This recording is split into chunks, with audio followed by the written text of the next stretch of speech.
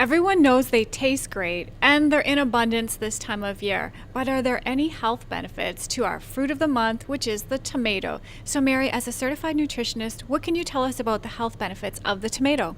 Well, tomatoes are a real powerhouse, actually. They have beta carotene in them. They have other phytonutrients such as lycopene. They have alpha lipoic acid. All of those are good antioxidants. They help prevent cancer. Lycopene, when it's cooked, actually is more bioavailable and it's very beneficial in preventing prostate cancer. They're a good source of potassium, a good source of vitamin C, fiber. They're just a fantastic little fruit. Now, you mentioned a bit about prostate cancer. Do they affect men and women differently, the properties of the tomato? Well, the alpha lipoic acid is good for everybody. It helps regulate blood sugar. The beta carotene is a good phytonutrient. We need that for the conversion into vitamin A.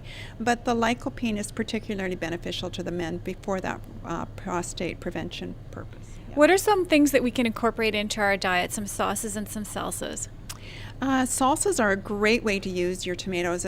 What happens quite often is they all ripen at the same time, or they're not ripe and we have to pick them because the cold weather's coming. So if you get a green tomato, it's still very nutrient rich. It's a little firmer, has more fiber, and it makes a great salsa. You can actually slice them and cook them. You can add them to different salsa recipes.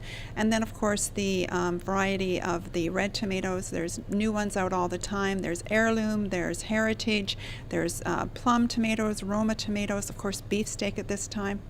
You mentioned about the green tomato, and I have our example of our green tomato because with our slow growing season this year, there's going to be a lot of green tomatoes I know on my vine. What can I do? Can they turn red, or am I just going to have to get rid of them?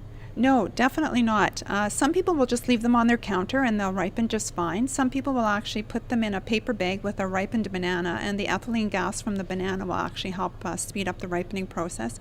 And to delay the ripening process, but to keep the tomatoes fresh, you can actually wrap them in newspaper, put them in a dark cupboard, and sometimes right up until November, December, those tomatoes will still be good and ripe. They used to do that a long time ago to prolong the availability of them.